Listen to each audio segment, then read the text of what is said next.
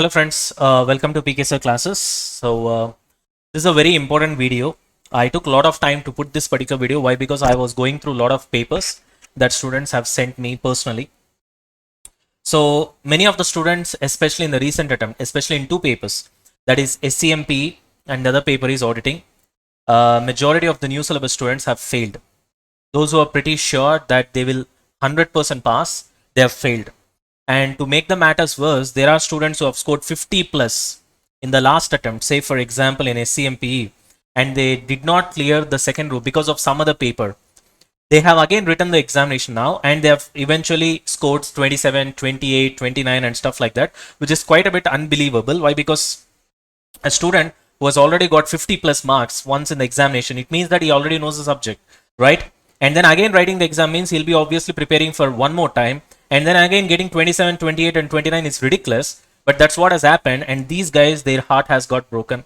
They are in disbelief, they are in depression, some of them are in depression, some of them really messaged me, some of them has cried over the phone, which it was very difficult for me to even listen to that. It was very sad actually. I can't explain you. So then what I've done is that I've started trying to collect as many papers as possible. I was asking the students to get the the answer sheets, the certified copies using RTI, and then they've started sending me. And although I cannot individually answer each and every student because so many answer sheets have come to me, but I've gone through each and everything, and then finally I've got the summary. So what has actually happened? So that this will help you to write your examination better in December. I cannot say you write your examination better because obviously you would have written better and still there are certain issues why you would have failed in the last attempt. I can say you will write your examination a bit more smart so that you get the marks and eventually you pass. So that's what our agenda is right now. So if you look at the things that has happened, the first one is the evaluation has been straight. There is no doubt in that when compared to the earlier attempts.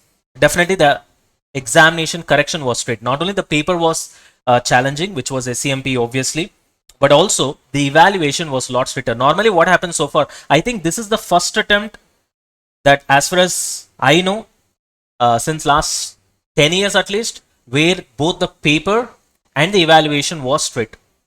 If you look at the earlier attempts, any one will be strong, any one will be challenging. For example, if the paper is challenging, evaluation will be lethargic, it will be smooth, it will be easy to some extent. If the paper is easy, evaluation will be what? Strict. For example, last year November attempt, the paper was easy but the evaluation was strong, and as a result there were challenges, but that was balanced because one is easy and the other one is difficult. And in Jan attempt the paper was challenging but the evaluation was normal. Okay, but this is the first attempt that I've seen, if I'm not wrong, if I'm able to recollect, that both the evaluation and the paper was strict. That is one of the primary reasons why the failure rate was very high. Second one is I've observed a lot of errors and blunders in the correction. What do you mean by errors and blunders? Maybe this has got increased because of digital evaluation. Probably I feel it that way. In the sense, what do you mean by errors and blunders, sir? It means the answer is right, but the marks are not given. Sometimes the marks are given that are not counted. Okay. Sometimes the answer stepwise marks has not been given. If you can see, I've written here. Yeah, here. Especially what I've observed is that there are two types, especially when it comes to SCMP. Obviously, I can't talk about the other subjects. When it comes to SCMP, I have seen that when it comes to problematic solutions, especially, the stepwise marks, the probability of stepwise marks being given was very less. Even if one or two steps were wrong, the entire marks were not awarded in majority of the cases. Whereas when it comes to the theory kind of an answer, it was a lot better in the sense, even if one or two sentences are wrong, even if a para is wrong, still decent marks was provided. So relatively, the risk return ratio, when it comes to the risk for problems, it was very high, and for theory answers, it was relatively less. But still, it was far from fair marks allocation. So my advice for you guys would be, hereafter when you write answers for problems, especially, ensure that suppose there are 10 steps, okay, in that particular solution, ensure that all the 10 steps are correct. Sir, what is this, sir? This is not fair. Yeah, this is not fair, but that's how it has happened. So ultimately we need to pass, we need to follow the system, and then we need to pass, right? We don't have any other choice. So I want you guys to what?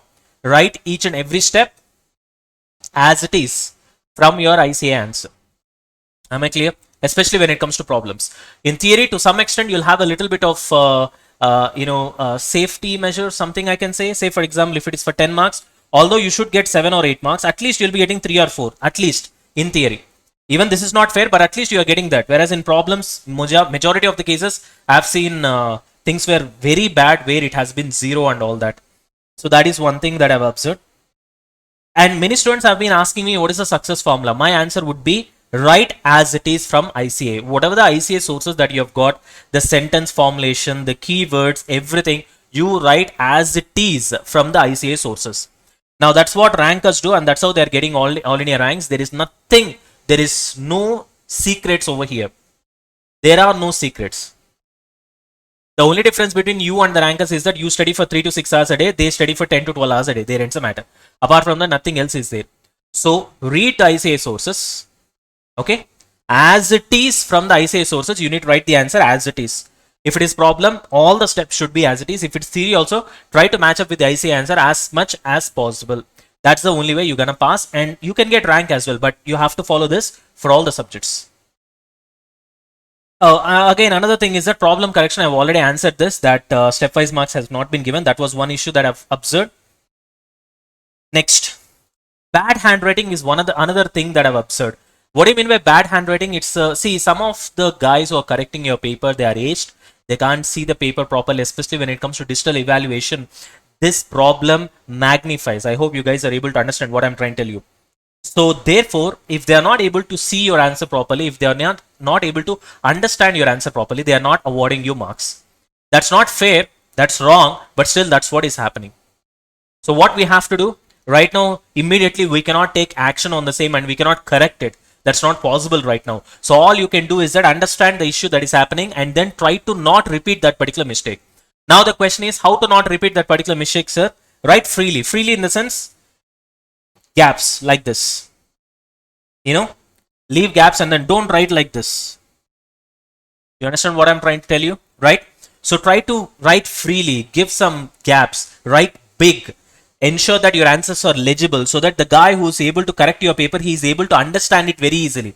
That should be your topmost priority. Is that clear? That is one thing that I've observed. Okay.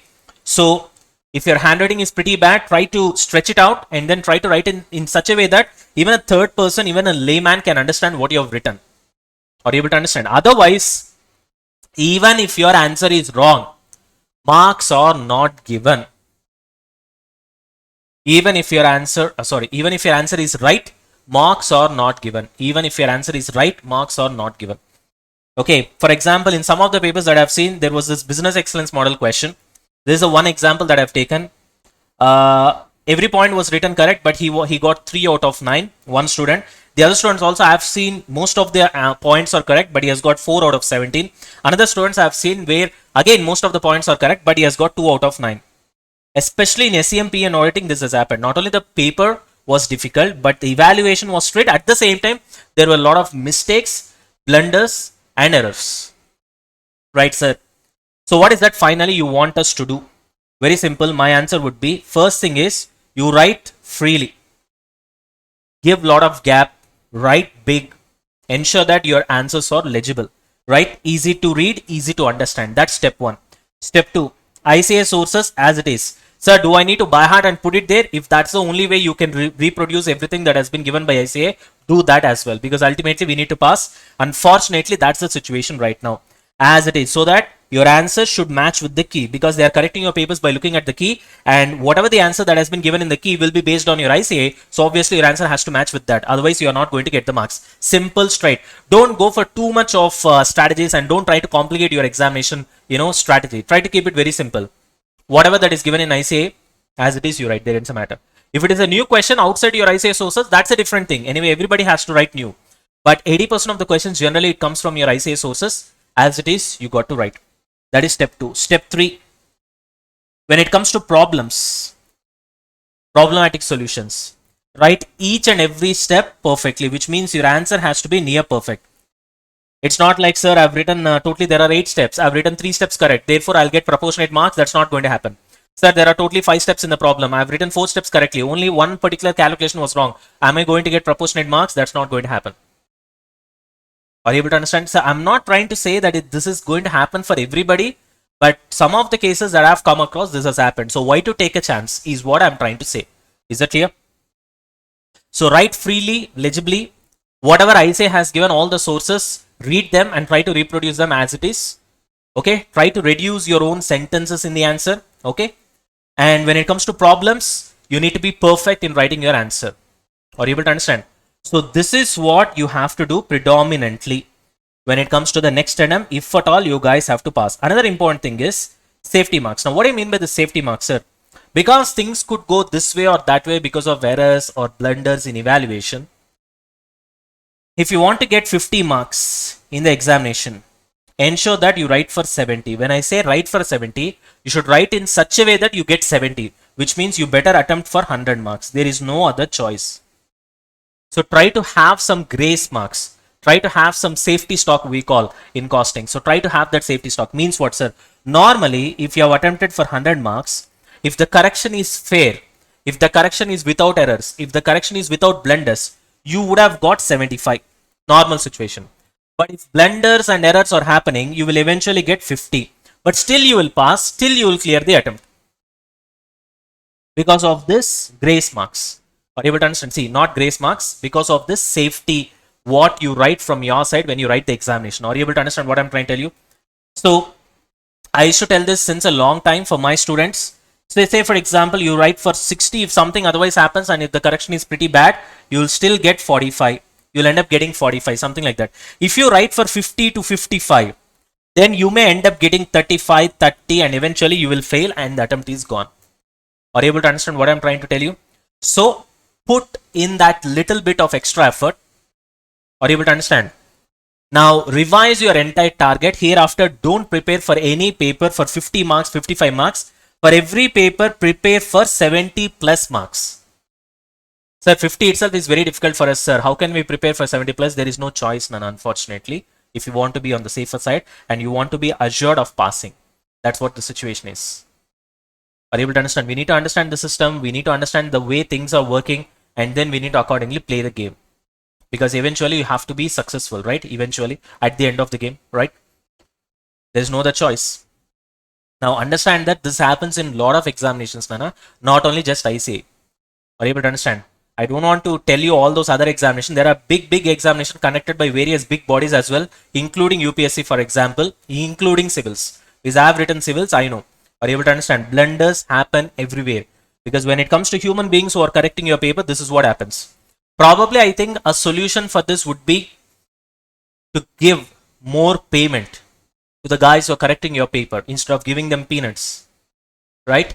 And to have a good surveillance, to have double, triple checks of the evaluation, because the paper is the result of a life of a particular student. It's a student's life. It's a student's hard work of months, years, and sleeplessness nights. Right? Sleepless nights. Isn't it? And then you just decide that with a kind of unemotional, of course, it should not be emotional, but still, not giving due diligence, not giving a fair evaluation, and then eventually failing them breaks their life. So it's not a joke actually. So my advice would be increase the compensation that you pay to the evaluators, increase the surveillance, do the double or triple checking such that once they get good amount, at least they will correct paper by giving enough amount of attention, at least trying to remember for a moment that the paper that I'm correcting here decides the life of a particular student. And this paper has been written after some 6 months or 1 year of hard work, of thousands of hours of study. If any evaluators are watching this, please understand this. Okay, even if you're not getting sufficient money, I can understand that, but still, it is the life that we are looking at. So, karma really hits back if we are really playing in these kind of situations, especially when it comes to education. It's pretty bad. Apart from that, I can't say anything. So that's one thing. But what I can tell you is that please try to increase your hard work earlier if you're preparing for 50 marks. Now please prepare for 70 marks so that if something otherwise happens like this, still you will eventually pass the examination. Are you able to understand? Overnight, we cannot change anything. There is a solution for this, but obviously I don't think this is the right platform for me to answer that. There is a solution for every problem. But we need to figure out the right solution and then go ahead with that. What is that solution? We'll discuss that later, but this is not the right platform or right situation or right time to eventually discuss that. But this is what you have to do in the next attempt to eventually make sure that you don't end up on the wrong side of the line. Right, guys? I don't even feel good while doing this video also, but still, I know that this is very important for you guys because so many students have asked me, have requested me, sir, have you seen my paper? Tell me where it went wrong. Now, what can I say? Because there is no mistake of yours. Students, if you are watching this, I'm really sorry because there is no mistake of yours. What can I say? And this is the reality over here. If there is a situation where your answer is wrong, I can say, buddy, your answer is wrong. Therefore, eventually you got failed. But you have written the correct answer as it is given in ICA. I'm not even talking about own way of answering. As it is given in ICA. And then eventually you don't get the marks. What can I say? I don't have an answer, unfortunately. So this is what is the situation. You got it, guys? Hopefully, I think this will help you to write the examination better in the next attempt. Right, guys? If any of your friends are really suffering because of this kind of situation where they feel that they have written really well, but eventually they did not get marks, you share this video and tell them that this is the reality. You need not feel sad. You need not feel depressed because it is not your mistake. You should feel depressed. You should bow down your head only if there is your mistake. If your answer is wrong and therefore you fail. If your answer is correct, your presentation is correct, you have put in the hard work, you have done everything wrong, then there is no need for you to get depressed. Then there is no need for you to be sad. You explain this. If somebody else is blaming you, explain this nonsense to them. Is that clear? And first of all, you say to yourself that you have done everything right and there is no need for you to get depressed, and that's not justified as well. Is that clear? Share this to your friends, Nana. Try to get them out of their depression. As a friends, you have to do it. It's our responsibility as well, isn't it? Right? And next attempt, prepare yourself for the war. And this time, I want you guys to win. You know how to win. I've explained it already here. Right, guys? Thank you so much. Right, I'll wind up. Thank you, guys.